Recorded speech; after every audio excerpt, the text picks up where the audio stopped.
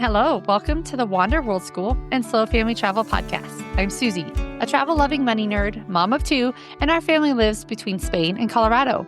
On this show, we discuss the stories, logistics, and finances of long-term traveling families, and then many ways to learn and educate along the way.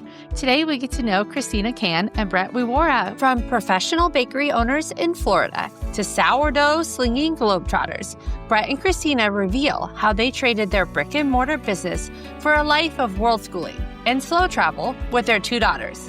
Discover the secrets of traveling with a teenage sourdough starter named Gandalf, what unique local flavors of bread they've made along the way, and their trick for cutting down on accommodation costs. Stay to the end to find out these foodies' favorite food recommendations around the world. Welcome to the show. Please tell me more about you and your family. Thank you so much. We've been traveling about a year now. We have two daughters, Catherine and Julia, who are 12 and 8. We've been traveling a lot of different places.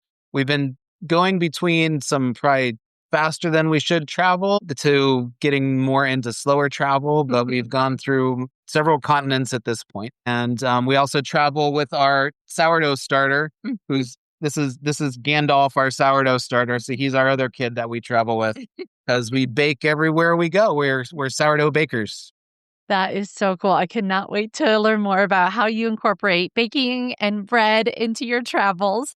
But let's step back to even before the traveling started. Tell me more about what travel was like for you, for each of you growing up. Sure. I can answer that very quickly. Not very existent at all. I grew up in Western Pennsylvania in a small town about an hour north of Pittsburgh, but never really traveled internationally until I met Brett in college. One of the first things we did, because we got together in 2003, which was, if folks of a certain age remember that time, was the period of time when freedom fries were a thing. And there was like this big anti-French thing going on, which was bizarre. And one of the first things we did, because it was actually really cheap to travel to France at that point. Yep. And so we took a weekend trip to Paris, like a few months after we started going out. That was like a few $100s for the flight and the hotel. It was like ridiculous. So we're like, let's go. And I'm pretty sure that's why Christina stayed with me for most of the time because of that initial. It was a good introduction, I think. Travel really does help a couple get to know each other, right? You're in unique circumstances. It really does offer a chance to bond quickly. So I can see that that's an early part of a lot of couples' stories is a travel experience that either brought them closer together or, or the opposite. Yeah, it could be a trial by fire too, I guess. Yes, exactly. But you are going to continue on. You've done some other traveling as well? So growing up, my experience was very different. So I would maybe even call my upbringing almost proto-world schooling in some ways. So my mother is a professor. When I was 6, she actually was able to get a posting on Semester at Sea. It's a cruise basically that goes around the world for a semester, and it's like a study abroad for the students on it. So she was a professor on that for a semester, and I was 6 and my brother was 9. And so we joined her on that. So that was a 4-month trip when I was in first grade. And then she did a couple other stints of research in Eastern Europe in the kind of late 90s. Post-communism. Yep.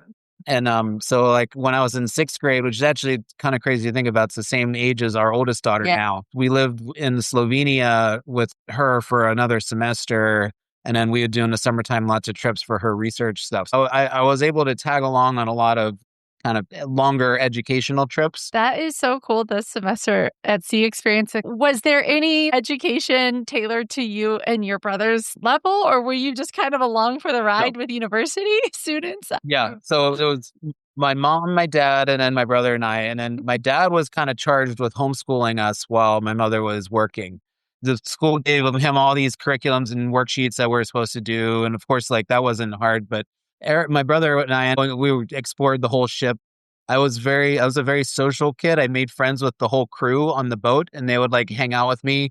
And we had one of the funnest things we did. My brother and I would, after the classes, we would go into the classrooms, and all the pens that the students had left, we would grab them together, and then we would set up a little booth. So we had a pens 5 cents kind of stand. So we'd sell the students' pens back to them for 5 cents. So that was a fun little experience. Brett's first foray to entrepreneurship. Yeah, starting young. You got to start at some point. And how old was your brother at this time? He was 9. Okay, because my boys are 6 and 8.5. So I'm just picturing at this exact ages, if we were out on a cruise ship, just letting them peruse around the cruise ship. That's really cool. What an awesome experience to be able to have that. Fill me in on the sequence of events in your life since then that have led you to the traveling lifestyle that you are on now. For me, it always was a goal to travel. And then when Christina and I got together, and this was also one of the reasons why we did an early trip together, is we always kind of had this mantra of live cheap and travel is something that we wanted to do in life. That sounds great in college. Quickly after getting out of college, you realize like the living cheap part is up to you. The travel part, when you have like 5 days of vacation in most jobs, if that, and that's also includes sick days, the old American way of doing those things, it makes the travel part very difficult. But it was still always a goal of ours. And so whenever we could, we would go places together. And then through the paths of varying careers that all of us go on these days, we ended up having a bakery in Tampa, Florida, for about 10 years. 10 years, yeah. And a few years ago, we really decided it was time to make some big changes with that. And thankfully, the bakery had gotten to a point where we could sell a big portion of it and fund doing what we've always wanted to do. And the kids were the right ages, we felt, to kind of pull them out and have them experience things. And so that was really the big change that happened. Like we would take trips here and there. Yeah. After the kids came along, we wanted to start exposing them to travel as well. And so we took a few test trips, I would say, to Canada first. And then we brought them to Western Europe the following year to kind of see what a big transatlantic flight is like. And then once we sold the bakery and had the time in our lives to be able to travel and expose the kids to exploring the world, that's what we jumped on. Yep. Yeah. It was always the goal. It was the first time we could do it. And where and when did the passion for baking come into play? Because that's a big endeavor to build up a whole business with baking, and very time consuming, lots of early mornings, I'm guessing. Yeah. Where did that originate? Yeah. The baking part was something I'd been kind of on and off into bread making since I was a teenager, just because I always liked to learn how to do stuff. And it was actually 2010. There was a book, a sourdough baking book, and it was like a big push then. Nothing like what COVID did for sourdough baking at home, but so I got really into this, and then I was like, I want to make a starter. And then it became like a stress relief thing, actually, to like get into some dough and just focus on like making something was really satisfying.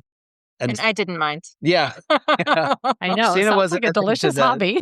We lived in Pittsburgh at the time.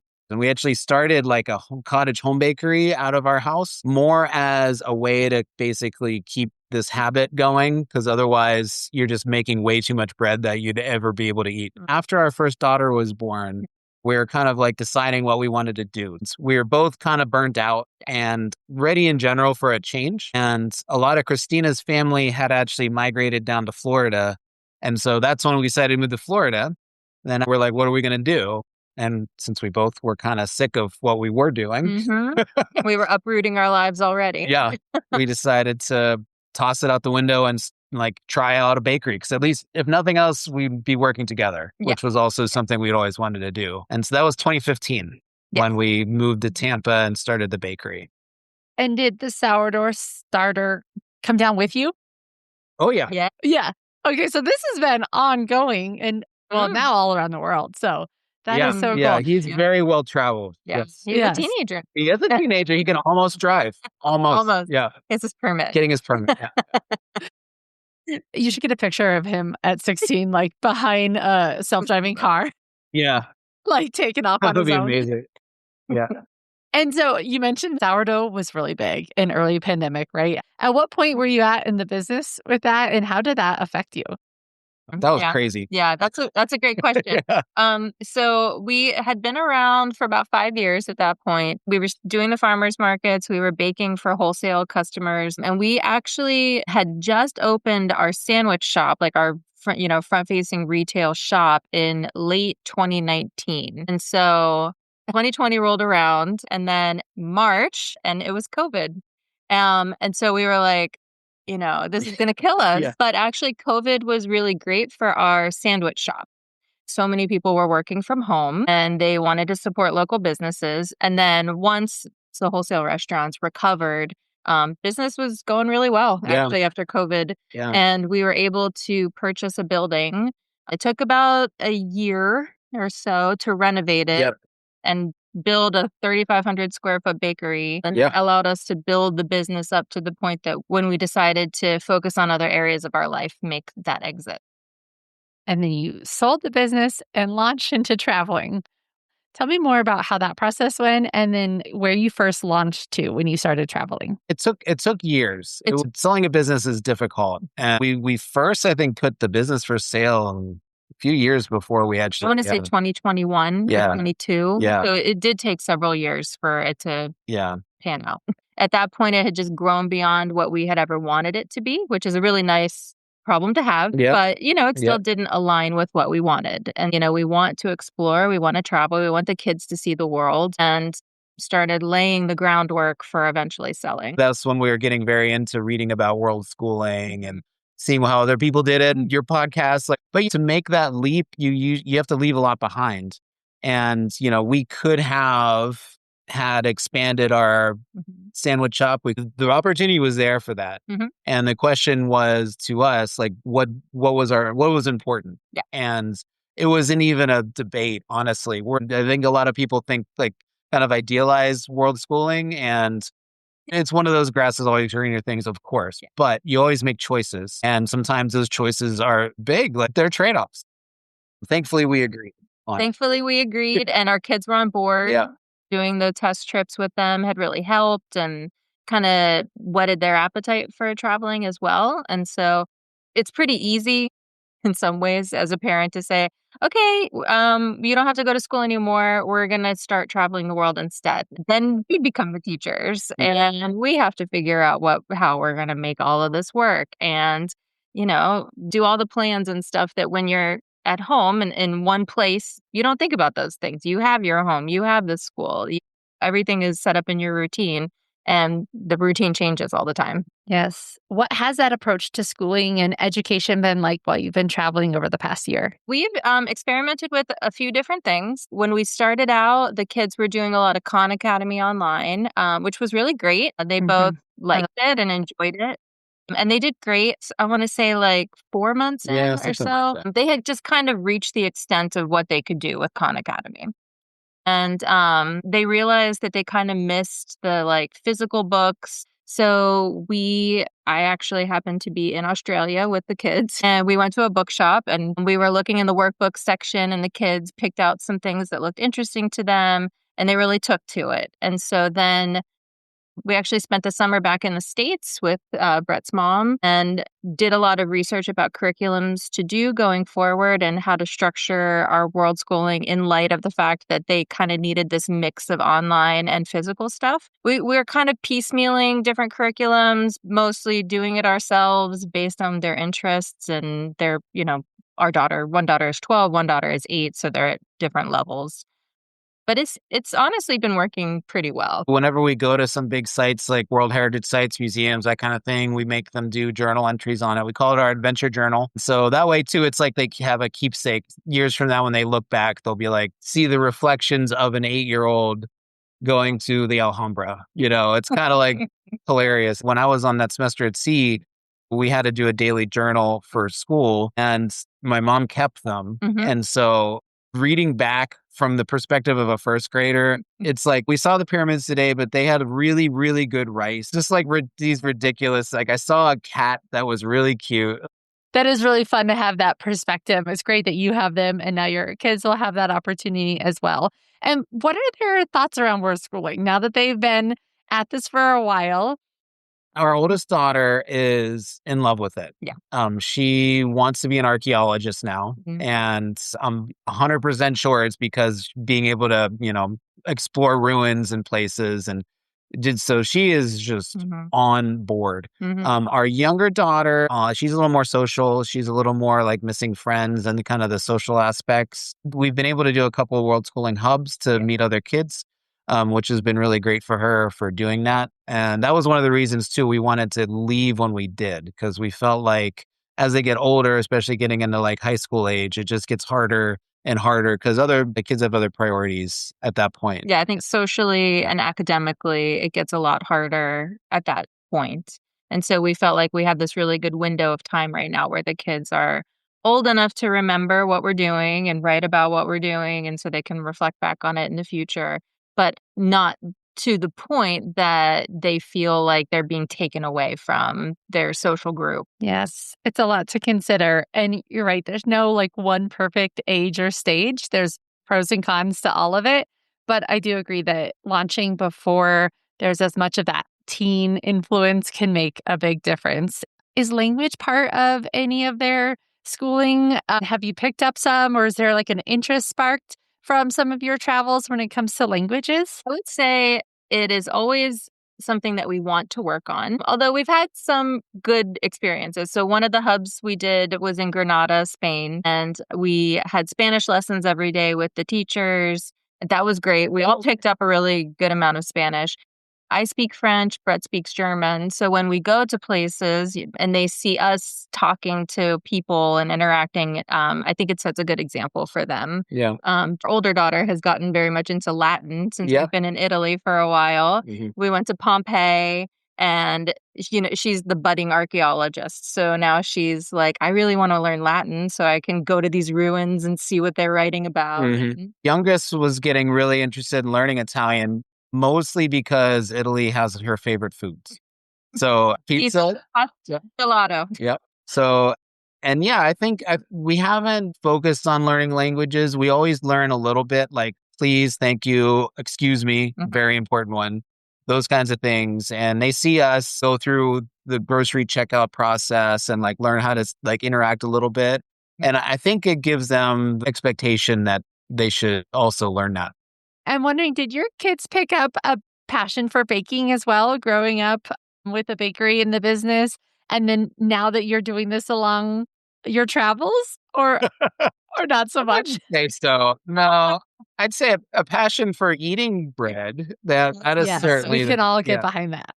Yeah, and at the bakery, they would like play with dough, like they would do that, but they're not really into making their own stuff. It would be fun if they did. We also don't want to push it because I don't want to like negative be like my dad made me make sourdough. Yeah, so I wouldn't say it's a budding passion of theirs.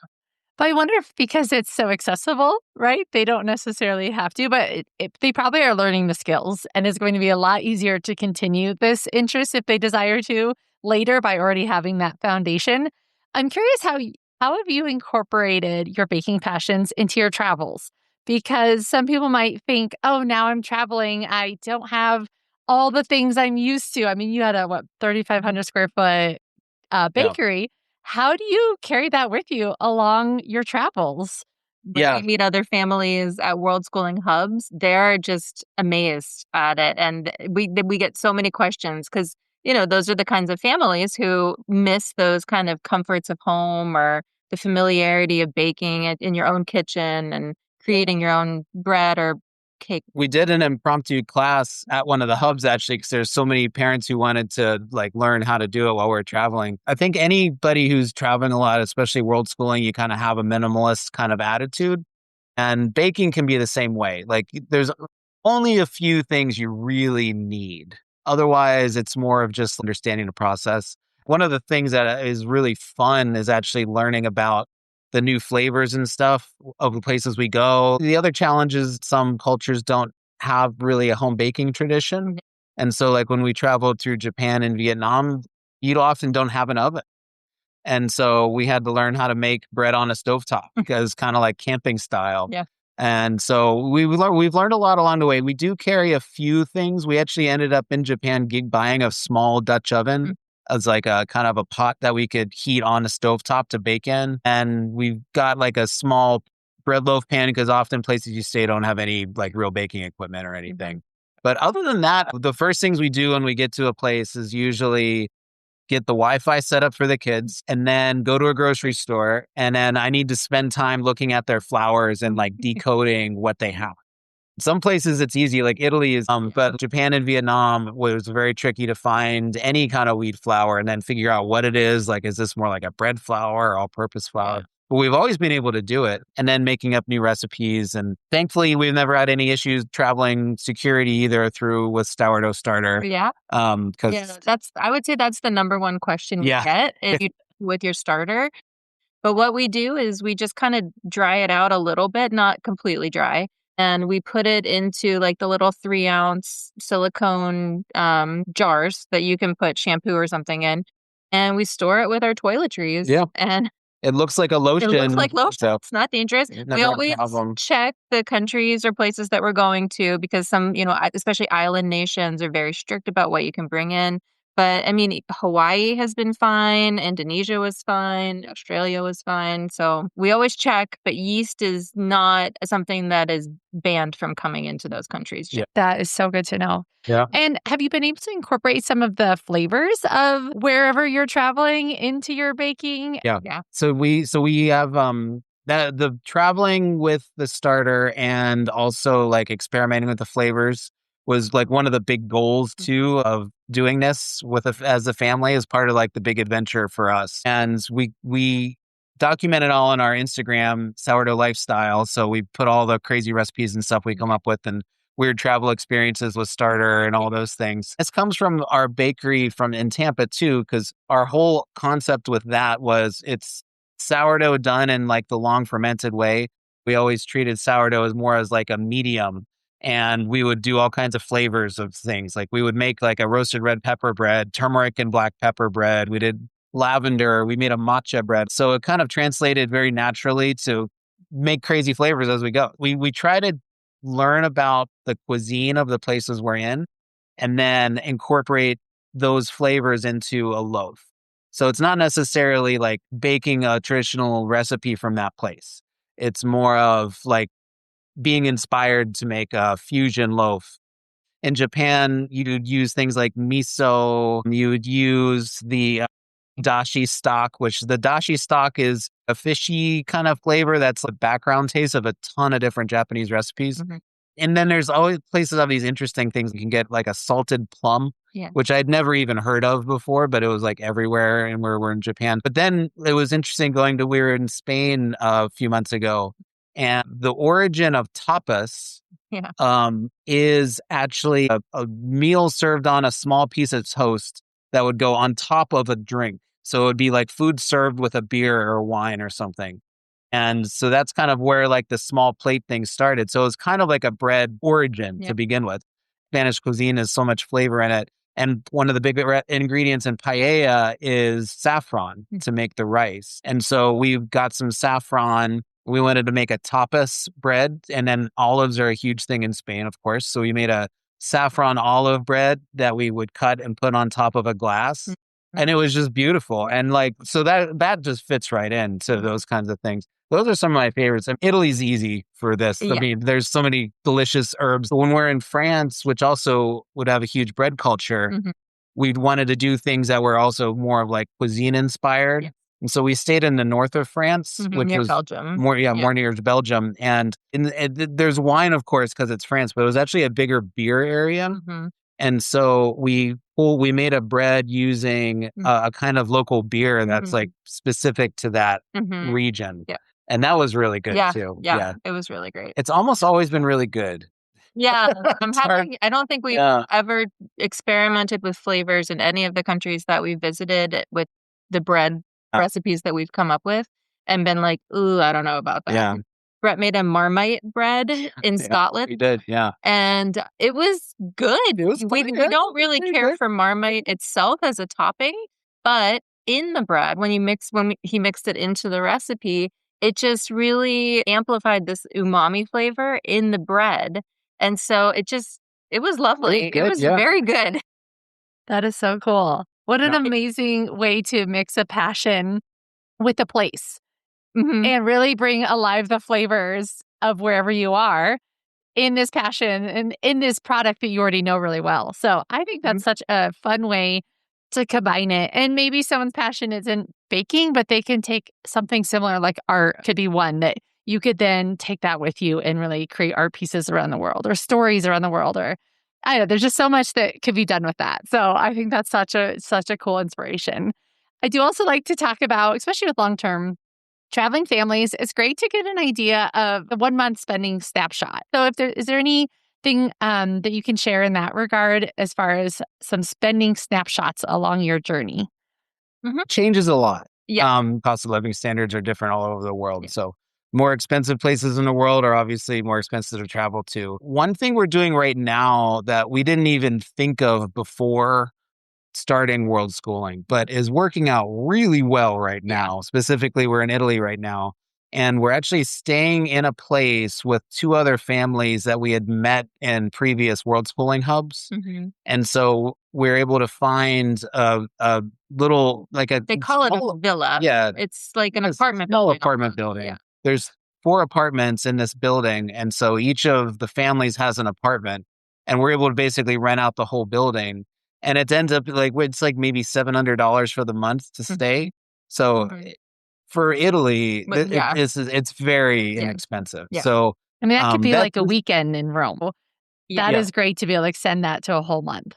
Yes. This is probably our biggest win. We know a lot of world school families who do it much less expensive than we do, who will be in Southeast Asia for 6 months and kind of hop around because their costs are so low. Or maybe even like Central America, some countries. We're kind of in the middle of those. One thing that's interesting is even in high cost places, food costs have been one of the lowest things, especially because we cook a lot. So that's because you're making your own bread. Yeah, that helps. So if you eat out every day, there's no way you're going to blow that budget immediately. But if you go to the grocery store and you're shopping the local shop, what are the most inexpensive proteins in a place? What are the most inexpensive fruits and vegetables? And you focus on that. And then you cook with those, and that saves a lot of money. I would say we eat most of our meals in. We always get a place that has a kitchen. Not to say that we don't go out and enjoy things. When we were in Kobe, we went to a really nice steak restaurant with the family to have that experience. Like Brett said, look at what the cheap proteins are. Like when we were in Japan, we could get tofu. Tofu was that was so cheap. It was so good. Yeah, it was so nice. And then we could feed the whole family with a couple blocks of tofu. We've found too, once you get to a place, that part is generally expensive. Yeah. But then travel within that place is not. So in Europe, we've been doing a lot of Ryanair flights or taking the train or like Flixbus. In fact, we took like the most beautiful bus ride from Naples over here. We didn't even think about it's like late October. The leaves are going to be changing. It was incredibly gorgeous. And so in the tickets for all 4 of us were maybe like $60 for all 4 of us, all of our luggage and everything. And our monthly costs tend to be like $4,000 to $6,000. I would say. Yeah. Some people in the U.S., that would be insane to them. And other people in the U.S., it's like, wow, that's actually pretty cheap. Yeah. Yes. Thank you for sharing your experiences because I think that is helpful to give it some context. Do you still have your home in Florida? Are you renting that out or did you sell everything before you hit the road? We do still own our house in Tampa. My brother is renting it. Basically, it's not an income source. It's not an income source for us. Yeah. But I think that's one thing about long-term travel is it at least allows you to eliminate that expense. So I think that just helps when you think of it as swapping costs. Like you'd be spending this here or there anyhow, might as well be in Italy doing it. Yeah. But I also like to talk about the realities of long-term travel, the joys and sometimes the challenges. We'll start with some of those challenges. You've already overcome the challenge of keeping the starter going. What else has been something that you've had to kind of work through as you've adjusted to the travel lifestyle? Every place you go, you kind of have to start over with getting comfortable and learning your new space. Yes. And learning where things are, how to get to a grocery store, like the basic things you don't even think about on a day-to-day basis when you're at home. Every time you go to a new place, suddenly it's a new problem. And there's no really way to prepare for that. We've come to really know what kinds of areas we like to stay in, where we want to be like not in the thick of it, but like walkable to a grocery store, and ideally something you could do on a day when you just don't have the energy to plan something. So like a park for a kid. But then, the accommodations, you never know till you get and you see pictures and they're always, they're pictures. They're not really there and they're not necessarily accurate. Every place has good things and bad things about it.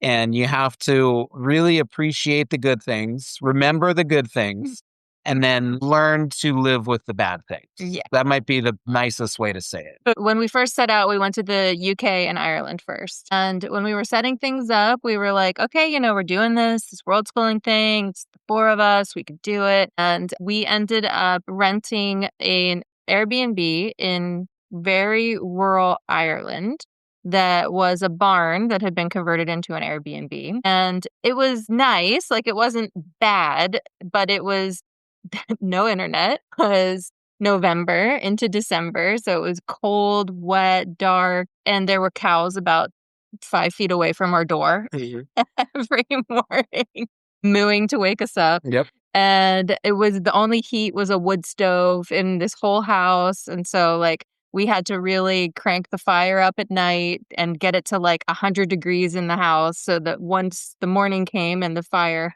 died out overnight, it might have been 50 degrees in the morning. Oh my It was one of those places that would be incredibly charming and romantic for a weekend. Yeah, for a weekend. You would be like, we were there for 3 weeks. Yeah, that's a big difference. What's charming and romantic for like a weekend trip is extremely different than trying to live somewhere. Yeah. And it's something you say it out loud, you're like, duh. Yeah, you're like, you kind of fall in love with some places when you start looking for them and you're like, oh, doesn't that sound amazing? Look at the cows. Look at the cows. So they're like mooing in your face when you walk out the door. Yeah. You do live and learn, and you come up with some criteria that becomes even more essential as you're looking for future accommodations. And I think you're right. When people talk about Spain, we all know the top 5 cities in Spain. But look at like city 10 to 15 when it comes to population, let's say. Those are going to be cities that have a lot of amenities, a lot to do, some great public transportation. They are not going to be oversaturated with tourism. They're going to offer you some great opportunities that you wouldn't even have known to look for. So I'm sure every country has some of those cities that are maybe on some lists out there, but they're not the top ones. And sure, pop into the big cities, see the sights, and then go spend most of your time in those cities that have the walkability and the groceries and the transit and the stuff to do. It's 100% our strategy. Christina was like the points queen with credit card points during the time we had the bakery, which was great because you spend a lot of money having a business. And huge.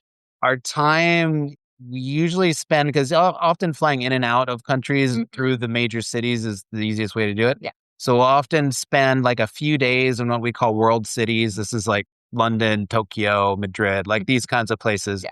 And we'll use the points for those places because they're usually pretty expensive. And then we'll go to some like second, third tier city. In France, we stayed in Lille, which is northern France. Lille is amazing. It was so awesome. And it's exactly what you're describing. Like there's a university there. The population is like somewhere between 200 and 300,000 people. Perfect. So yeah, but it's so much less expensive than Paris. But we could walk around. It's very compact. We could walk to the grocery store that was a block away from our apartment. We could walk into the old town. And then there's a train station right there. We took a day trip to Brussels or to Bruges. We took a day trip to Calais, to see the English Channel and all that stuff. And it's exactly what you're describing. Like, have those experiences in the big cities and do those things. But if you go to those smaller cities they still have a lot to offer, they're a lot less expensive. Some of our favorite times have been Lille, Strasbourg, Newcastle upon Tyne in England. Like, we were in Kyoto, which is not that small of a city. Kobe was amazing. Kobe, yeah. So like those kind of smaller places really have a lot to offer. Yeah. And that was kind of natural for us too, because it's like Pittsburgh could be considered one of those places. Right. That's the exact size it is. It's like not on the top list of cities, but there's things going on and it's interesting. And actually we're like, that's kind of our vibe. Our model is like places kind of like our hometown like that. That's smart. That's great. And I love that you've turned kind of the challenge already into a win, because you've talked about the wins of the places that you've picked. Are there any other wins or positive aspects of your business or your family travel that you'd like to share? One of the biggest wins, I think, and this might resonate with folks with younger kids. Our older was always an adventurous eater. So that was never really an issue. Yeah. Our younger was not. She was a very much like noodles, spaghetti, rice, black beans. yeah. And she is now fully embracing curries. She'll always try things. And a lot of that was just because of the baby steps of like being exposed to new things all the time, having that stuff that seems weird become normal. And then it doesn't seem as scary. I'd say that's a huge win. Seeing that transformation. Yeah. I would say too, just seeing the kids expand their horizons. When you get them outside of their bubble of their town or their school or anything like that. And we talk about trying to cultivate the kids as citizens of the world.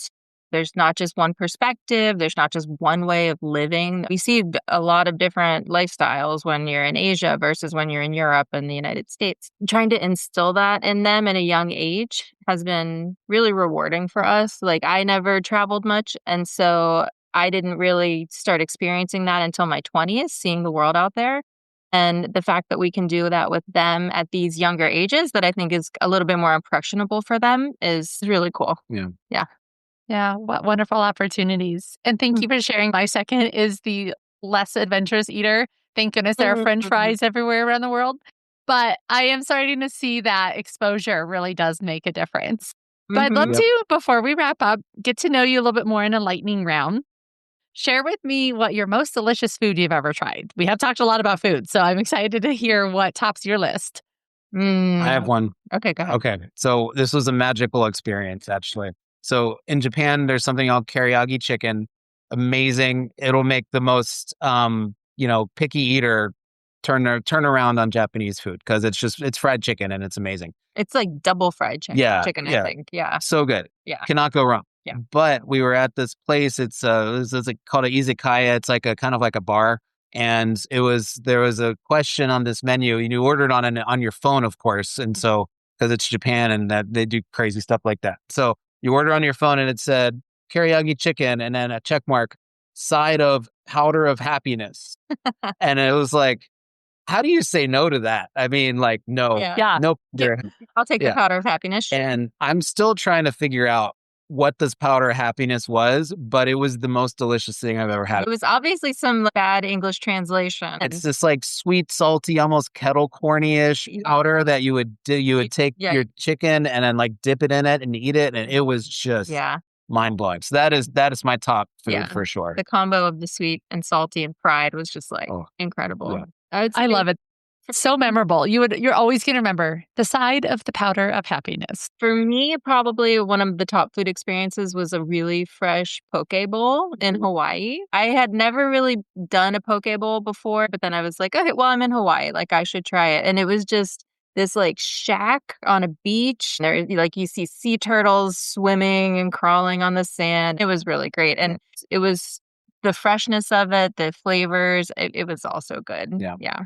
And then I would also say here in Naples, the pizza in Naples is just, I mean, everybody talks about it, but it's true. It's really true. Yeah. And it's so cheap. €5 for like the best pizza you've ever had. The best pizza you've ever had. We're going to the Naples World School pop-up hub in April, and it's over my son's birthday. He's obsessed with pizza. He's been wanting to go to Italy for years. So I feel like it's all coming together. Naples was intense. It's a whole world. Very intense, but we loved it.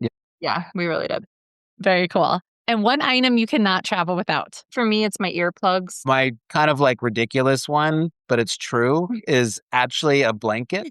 So it sounds like I need to travel with my blanket, but no. So it's real. This is also kind of a secret to marriage, I think. Yeah. So we're going a lot of levels with this answer. I like a weighted blanket. Yeah. You know, I have my earplugs. I have my sleep mask. Like, I basically go back into the womb to try it. I'm like 1,000,000 degrees. And so it's really hard because especially around the world, it's much more common to have these really thick duvets as the blanket. Mm-hmm. And that's it. If we have to share that between us, it's no good. Never. Like, it never works. So Christina a few years ago got me this very like lightweight bamboo blanket, and like it's like a sheet basically. Thick sheet. Yeah, not burdensome to travel with, but I bring it with me everywhere. It is so important to sleep well when you're going somewhere. And that's like one of those little things that works really well. Yep.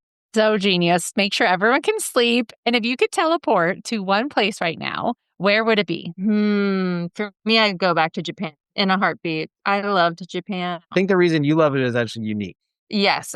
It's so serene. Like Tokyo is the biggest city in the world, right? 45 million people or something. And it's like quiet, orderly. If you go to the crazy places, then of course it's crazy. Sure. But even on the metro, on the trains, you could hear a pin drop. Like it's so nice. It's just so like calming and orderly. And of course, historical sites to see, foods to try. I love all Japanese food I've ever had has been just absolutely incredible. When we were in Japan, we would take like just little train rides outside of Kyoto, and everywhere you go, there's a little town that has some amazing heritage for the past 4,000 years. It's magical, honestly. It really is. Yeah. That's so special. How about you? Yeah. I think for me, it's actually where we are right now, which is Chieti and Abruzzo, the Abruzzo region of Italy. Mm-hmm. And it is just the most stunningly beautiful place I've ever been. We went to this little town, ancient European buildings, nestled in the hills, mountains with like olive groves and wine, and completely untouched by any modern like thing. And it's just like a normal little town. So just the beauty around here is just so breathtaking that it would be right here. That's a great answer. It's great that you're already there for at least this leg of your journeys. That's awesome. And so if people have not already become so hungry that they have paused this episode to go get food after all of our food conversations, where can they find you on the interwebs or connect with you to learn more about your sourdough lifestyle and your offerings? I know you have classes and things like that. Tell us more about what you offer and where they can find you. Well, thank you so much for asking. So when we started out, we really wanted to just kind of explore and experience and try out this whole like baking on the road things. And so we started our sourdough lifestyle Instagram as kind of where we just kind of have all that information live. When we were doing the bakery, we always loved teaching. And so we got the idea of doing live online Zoom classes for teaching sourdough. We actually just started those a few months ago. We have those available on our website, sourdoughLifestyle.com. Mm-hmm. And we do classes pretty much every weekend of different kinds. And we keep them too, like really inexpensive. In fact, the intro class is free. We found out that a lot of people have a lot of questions about sourdough starters, which we get. They can be kind of intimidating if you have never had one before. So that's like kind of our basics class is what is a sourdough starter? How do I bake with it and how do I keep it alive? Yeah. So just even that intro level, getting comfortable with the concept of it. And like every part of our learning of sourdough is involved simplifying. Once you strip down the really very fussy parts of the process, then you can focus on the interesting things like flavors, which is what interests us and what we're doing. And the flexibility of it. And flexibility, like embrace the flexibility as an asset instead of what makes it hard and complicated. Yep. So that's what we call a sourdough lifestyle. And then we also have a Substack where we're writing our articles, remembering things from our travels and also just memories of like lessons learned from the bakery. So between Instagram, our website, and Substack, those are the three places to keep track of us. I'm going to link all that in the show notes so people can connect with you because I have a feeling this is going to generate a lot of interest in how you are able to incorporate this into your lifestyle and people that might want to bring some of those comforts of home. I have really enjoyed hearing more about your story. So thank you so much for sharing. Thank you so much for having us. This has been a lot of fun.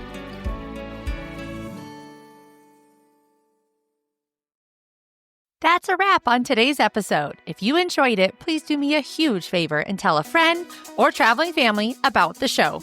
And hey, don't miss out on bonus content, behind the scenes, and more on Instagram, Facebook, or Substack. Thanks for tuning in. Go send this episode to a friend. See you next time.